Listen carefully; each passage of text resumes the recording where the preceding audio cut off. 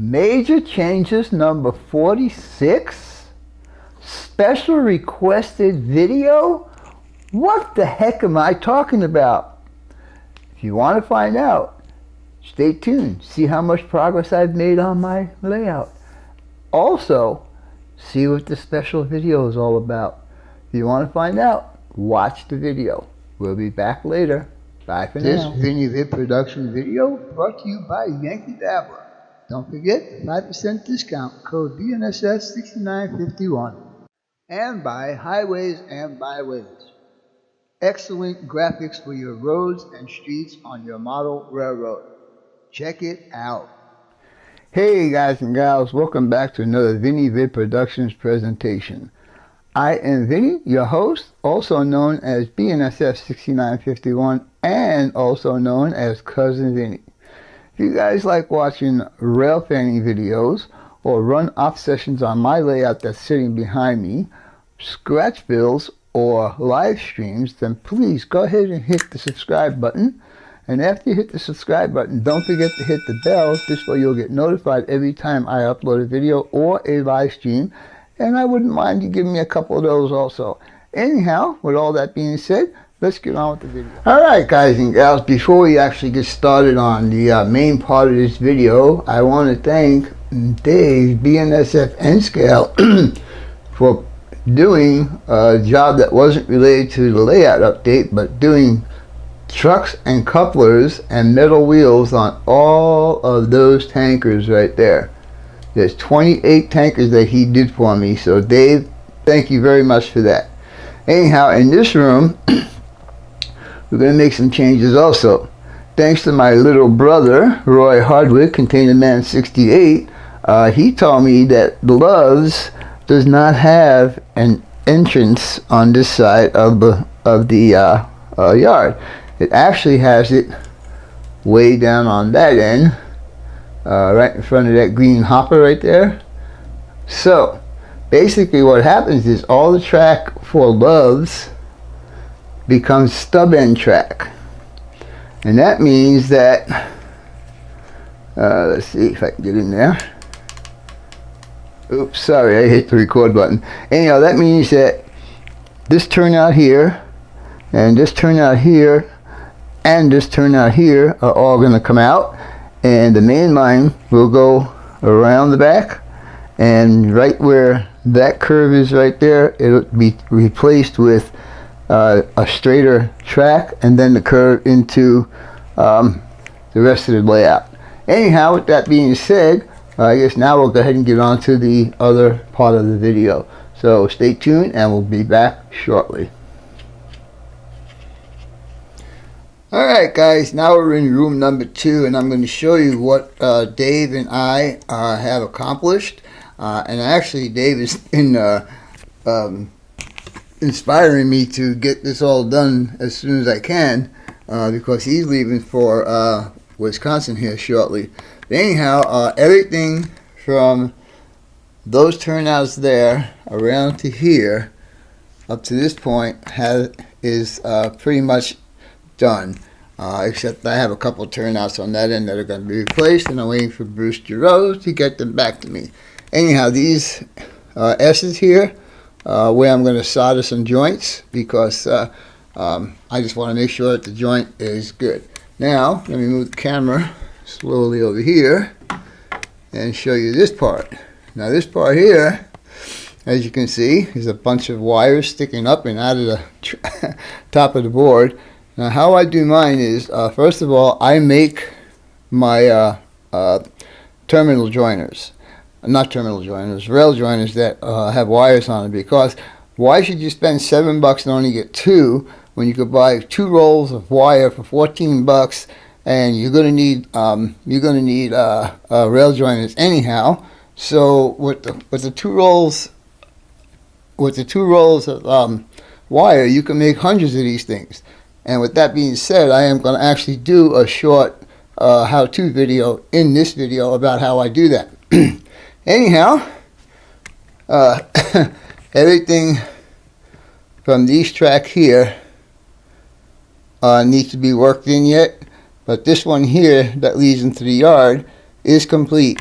along with the turnout. And you can see the positions that I'm going to be putting my ground throws right there. There's 8 turnouts in this area right here. Yeah, actually it's less than what I had, to be honest with you, even though I added some extra stuff in here. Like that crossover right there, which I needed, I didn't have.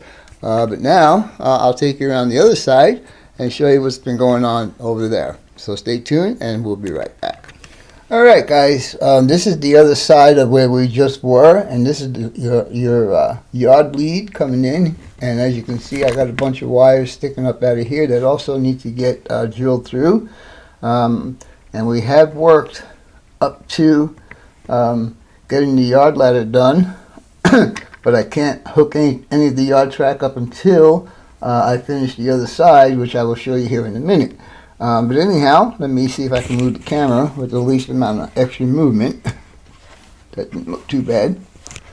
But anyhow, I think when I left off in my last video, the yard did not have 2 arrival departure tracks, but now they do. I did that because I need to have a runaround for the locomotives. And that brings us to this side right here that we're going to be working on. And like I mentioned earlier, Dave BNSF N-Scale has been really inspiring me to get this done. So anyhow, we got some stuff up here that's going to be replaced, and this will be the other end of all 3 entities having an escape for the locomotives, or in the case of the yard right here, for trains to come in from Phoenix, oops, sorry about that, into this yard to be distributed to the industries that are up in that part of the layout. Anyhow, with all that being said, I'm going to go ahead and sneak my little how-to video in between what we just did and what we're going to do. So today, basically, all of this stuff in this area is going to be replaced and wired. So with that being said, let's go ahead out to the workbench. Alright guys, this is going to be a short tutorial or a how-to make some track terminal joiners. Okay, and for this project, this is what you're going to need. You're going to need a soldering iron. You're going to need some sort of a wire stripper, as I have these 2 here. You're going to need some solder and some flux, and of course you're going to need wire. These are the colors I'm using for my feeder wires. And of course, the last thing you'll need is some rail joiners. Anyhow, I am going to be reusing some of the ones that I had taken off when I disassembled my layout, and I put them in this little cup right here. And the reason why is because both of these are very, very tight to get on. So I'm going to use these when I join my track together.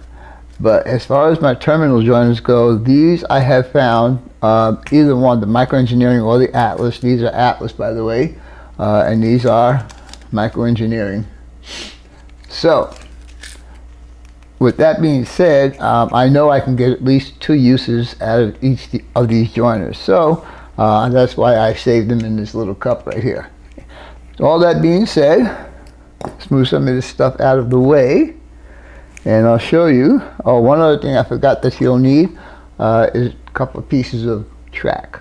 And it doesn't make a difference if it's HO or N scale, or any scale really. It'll work for any scale.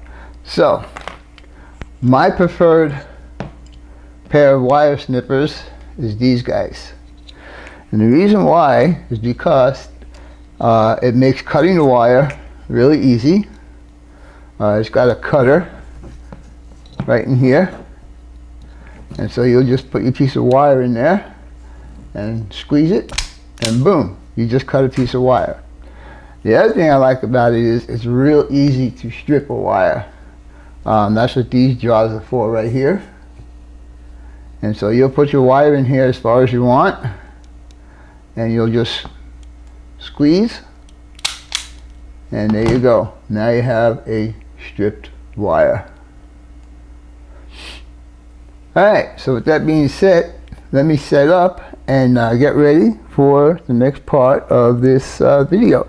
Oh, by the way, I already pre-cut all the wires just to save a little time on the video, but there are 10 here, and there are also 10 of the yellow ones.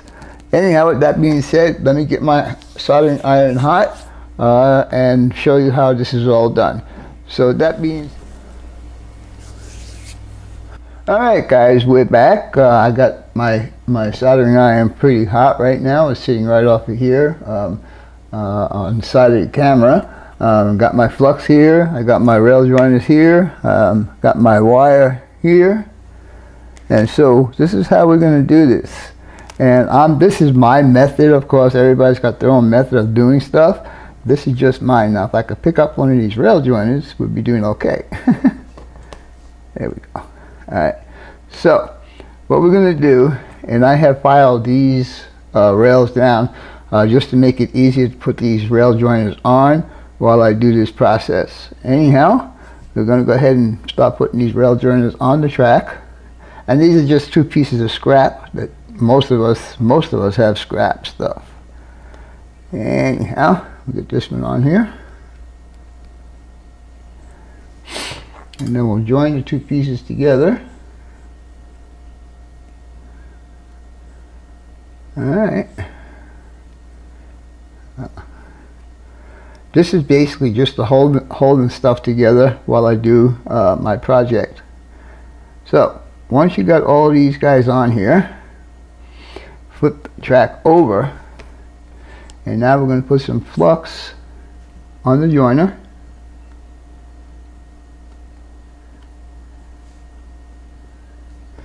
And then we're going to take our wire. Now I use stranded wire. These 2 rolls of wire that I showed you earlier, these 2 right here, I buy them from All Electronics. They are in California. I am not getting paid for that. I just found that they probably are the cheapest, and their shipping is pretty fast. So with that being said, you guys ought to give them a try out. Anyhow, we're going to go ahead and dip this in the flux.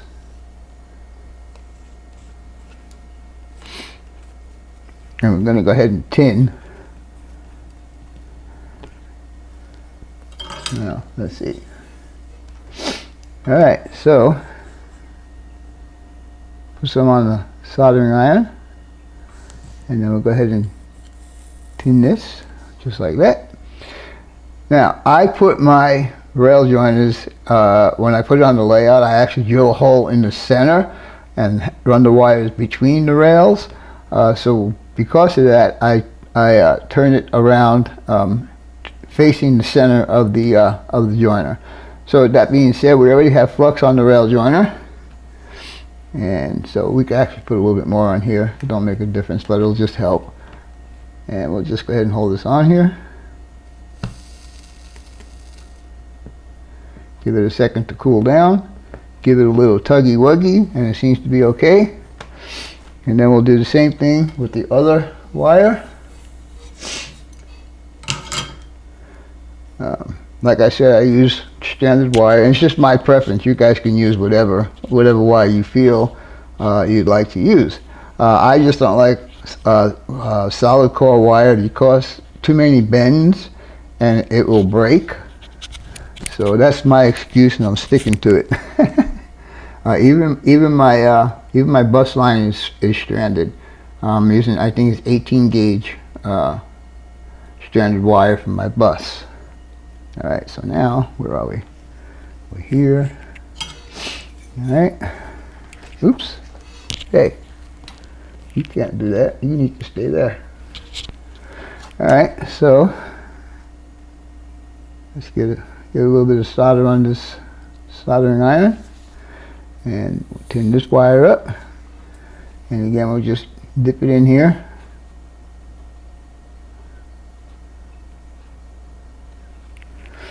And again, it don't make a difference because I could just flip this around. So now once these are done, you can always go ahead and trim the wires down if they're too long in the center. and that's what I do. I always make them longer. You could always make something bigger. If it's too big, you could always make it smaller, but if it's too small, you can't make it bigger. Well, in the exception of wire, of course, you could always strip a new piece. Anyhow, basically, we undo our track. And there you go. A couple of terminal joiners for your track. And you can do this on any track, probably. Most likely, I have not looked at like any Unitrack or anything like that, but I'm assuming that you probably can do it like that also. Anyhow, there you go with that. And that was just a little short how-to. And I'll be showing you these on my layout, or I already did show them on your layout. Next step on the layout will be showing you how I actually feed the wires through and get them hooked up to the bus line. Anyhow, with that being said, we're going to take a break.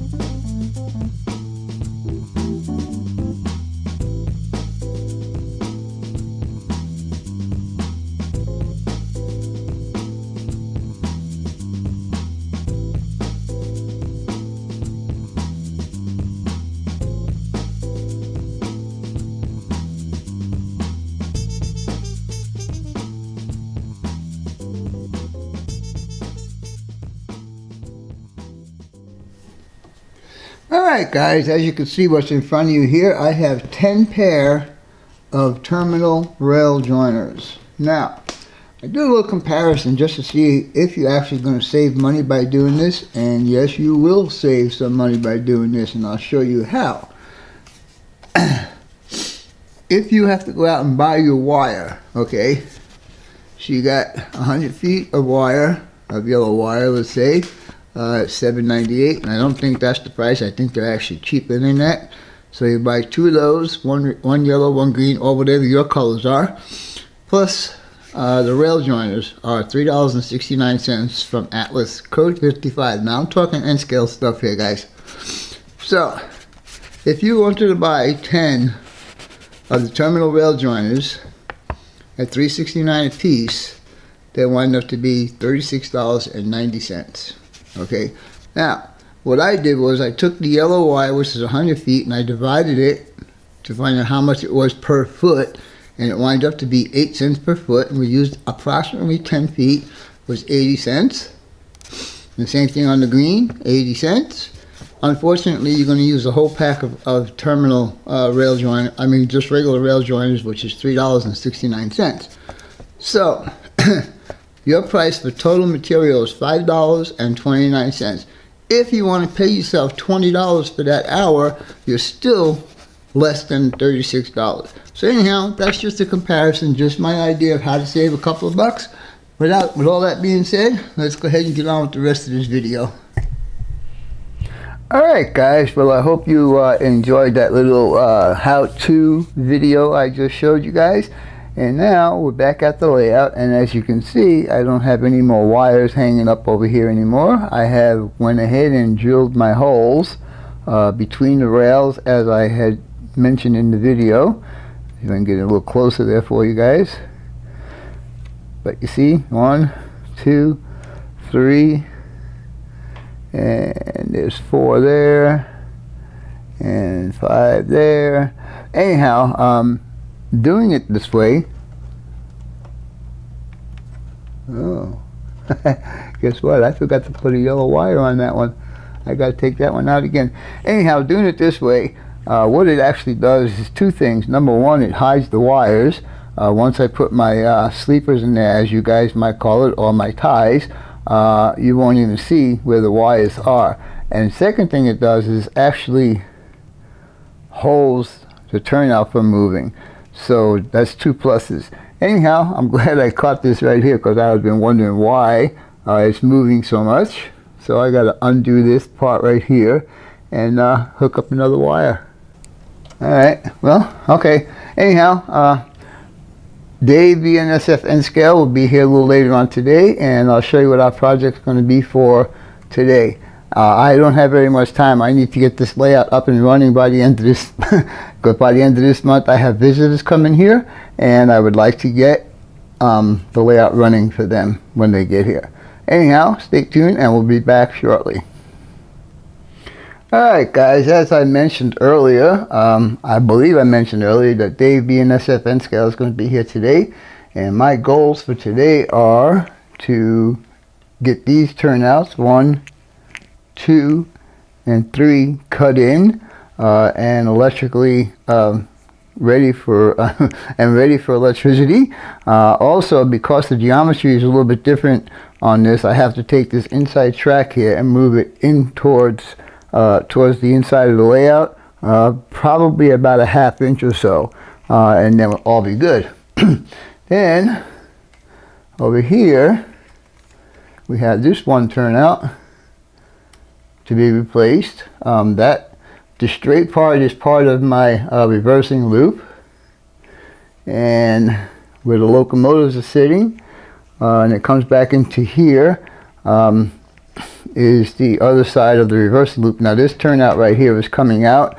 Originally I mentioned this earlier, originally my helix was going to be double track, so this was going to be the other track going up the helix. Anyhow, that's not being used now, so that's going to come out, and this will continue to this turnout right here and be electrically isolated from the rest of the layout for my reversing loop. Anyhow, if we get that accomplished today, we'll move on to the next section, and I'll show you what next is going to be done. Alright, and if we get enough time today, we're going to go ahead and start replacing this stuff here, and here's some of those terminal joiners that I made yesterday. But anyhow, we got 1, 2, 3, 4, 5, 6, 7, 8 more turnouts to replace on this side, and then we also have some on that side. There's one right there, and as we go further down the line, where that crossover is and the siding, that's all going to get replaced also. Anyhow, once that's all done, this whole entire room will have brand new turnouts done by Bruce Giroux. Anyhow, we'll wait for Dave to get here and we'll start doing some more work. And talk to you guys in a little while. Alright guys, as you can see right here, I've got this side pretty much done. There's 1, 2, 3, and 4 turnouts. The only thing I need to do is the last turnout down there needs to get hooked up to the helix, and that's about it on this side. So Dave is almost here, and we'll go ahead and continue on the other section that I showed you early on in this video. Anyhow, so from here all the way down to the curve down there is done. Just got to get under the table and start hooking up wires, but other than that, I think we're making pretty good progress. Anyhow, stay tuned and we'll have some more in a little bit. Alright guys, all the old turnouts are out and new turnouts are in position. I just need to do all the wiring and get them all hooked up, and then once we get all of these guys over here hooked up, then we can go ahead and hook up the other half of the yard that's over there. Anyhow, I'm going to continue on this and we'll see how it goes from there. So stay tuned and we'll be back with a little bit more in a little bit. Alright guys, just want to let you know that I have all of these new fast tracks. Yes, Nigel, they are fast tracks. Turnouts installed. They're all cut in except for these guys right here. The only reason why I have to stop right now is because I ran out of my little feeder wires. Anyhow, here's a little hint that I have learned a while ago from one of my subscribers. And my subscriber's name is Mr. John Tanzillo. And he did this. He calls it the polarity car. And as you can see, I have yellow stripe up on the top. I just knocked it off the track. I have yellow stripe up on the top, which corresponds with the rail that has the yellow wire on it. Very, very cool idea. You guys, if you're just starting out in the hobby, or if you are in the hobby and like to get this done, with this little tool here. It's pretty neat. Anyhow, I'm going to cut the major changes part on this video, but because it's not completed, which I thought it would be, I do have wire on order. It might be here tomorrow, I'm not sure. But anyhow, I'm going to give you guys a special treat. Anyhow, with all that being said, stay tuned and we'll be back with a special treat.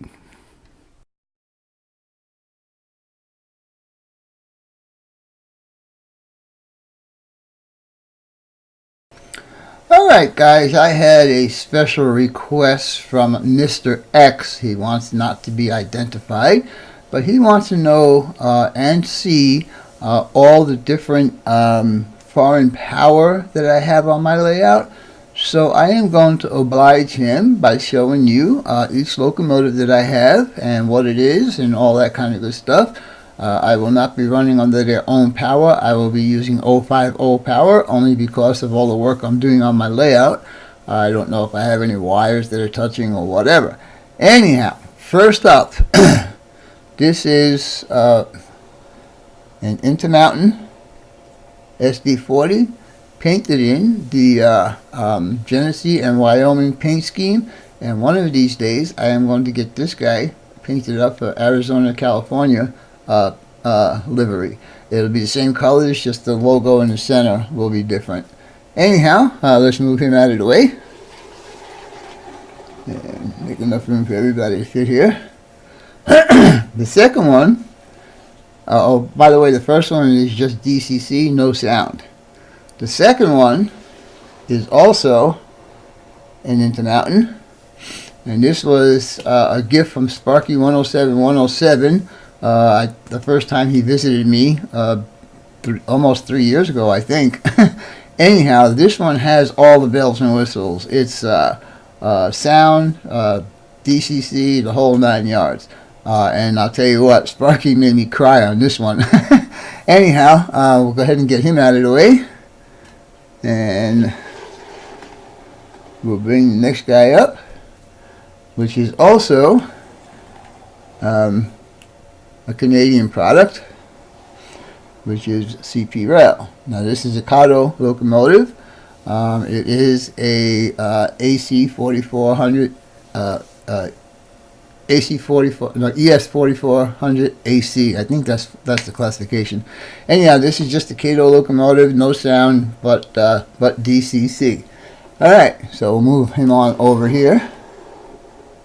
And let's see, I think I'm going to have some more room on this side. So let's back him up a little bit more. Back him up a little bit more. Back him up a bit more. Alright, next on the agenda is Sparky had made me a deal that if I put one of these on my layout, he would put one on his layout. So I went ahead and put a Conrail locomotive on my layout. This Conrail is an SD35. It's an Atlas locomotive, and it has DCC. I don't remember if it's got sound. I don't think it's got sound. I think it's just DCC. Anyhow, so that would bring us to this side here. Now, the next guy I want to bring up is a prize that I won off of Corey KRP's contest about a year ago, and it is this UP SD70 Oops, let me back them up a bit. It's also a Kato locomotive with DCC that I have installed in it. It runs pretty darn good. Anyhow, let's go ahead and get them back on the track here, because I pushed them off. Alright, so I think we still need to make some more room here, so we'll back these up a little further. And actually what I should do is just turn the camera around and go to the other side and do the rest of them from the other side. Anyhow, let's get this guy back on there. Knock him off, and we'll get him out of the way. Alright, maybe we will. Maybe we'll just go to the other side. So hang on, I'm going to turn the camera off and turn it around and get to the rest of these locomotives. Alright guys, I got the camera set up on the other side of the layout at this point. Right now, this next one I'm going to show you is my recent purchase when I was in California. CSX, which I needed to get one. SD70 Ace. It is also a Cato locomotive, just DCC, which I have not installed yet, but I will be putting DCC in there shortly. And make sure we get this guy out of the way. Oh, hello. Finding all the little bugs. Alright, next one. Again, these are all these roads I am showing you are seen on my P-Line sub in real life, except for the Ontario Northland. But anyhow, the next one is this Norfolk Southern SD70 Ace. SD70M. It is also a Cato locomotive, just DCC, no sound. Alright, let's push him back a little further. And push him back a little further. And then we'll bring these guys up.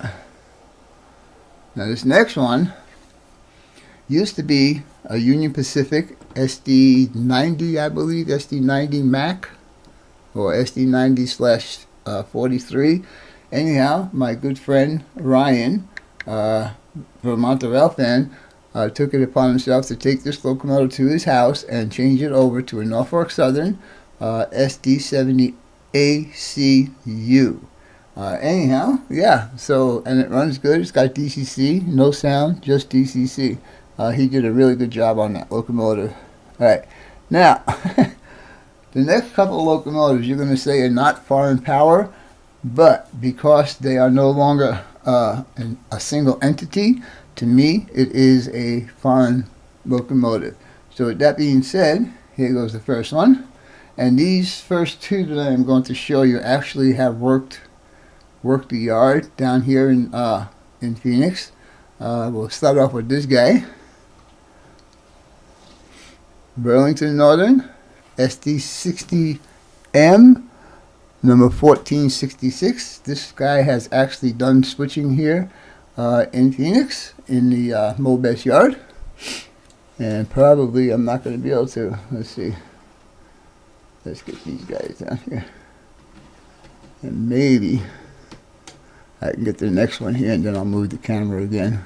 Alright, the next one was also a locomotive that has been seen doing the switching at Mobest yard, and that is this number 1673 SD40-2. Another repaint job by Ryan. He did a good job on that. He also did the SD60 for me. Anyhow, yeah, so this guy here was also seen doing switching down in Mobest yard. Alright, so for the next couple I got to turn the camera around a bit more, and we'll move it a bit, and we'll turn him around, and we'll put him right in front of the depot. This is an SD45 of Bachmann. It has sound and DCC, and this was a gift from Jack.